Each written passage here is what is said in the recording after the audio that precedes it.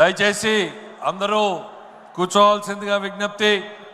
మరో ప్రధానమైనటువంటి వక్త మన ముందుకు రాబోతున్నాడు. దయచేసి 2 నిమిషాలు ప్రశాంతంగా కూర్చోవాలని చెప్పి కోరుతున్నాను.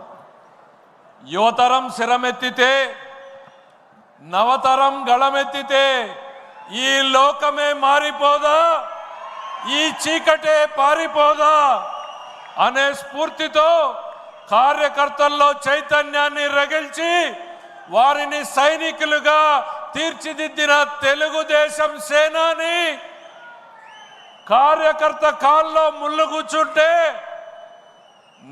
నా చేత్తో తీస్తాను అనే ఆలోచన చేసేటువంటి మనసున్న వ్యక్తి, నిరంకుశ పాలనకు వ్యతిరేకంగా నిర్బంధాలను బద్దలు కొడుతూ ప్రజల కష్టాలతో మమేకమవుతూ పేదలకు బాసటగా నిలుస్తూ రాష్ట్రం మొత్తం యువగళం పాదయాత్రతో నాటి పాలకులపై తొలి తిరుగుబాటు చేసినటువంటి యువ నాయకుడు.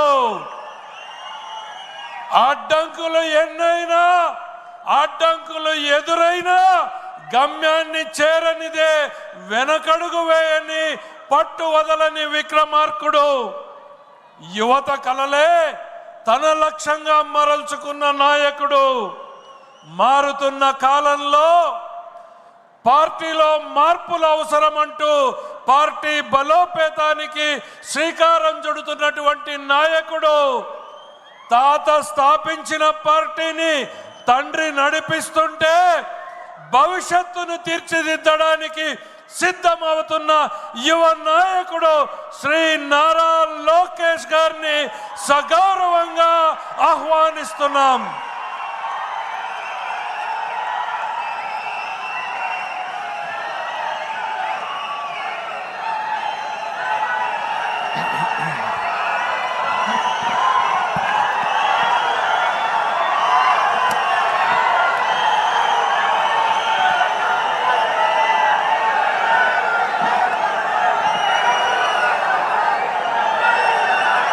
జై తెలుగుదేశం, జై తెలుగుదేశం. దేవుడి గడప గడపై ఈరోజు కార్యకర్తల్ని ఉద్దేశించి మాడతాం. నా అదృష్టం. ఎత్తిన పసుపు జెండా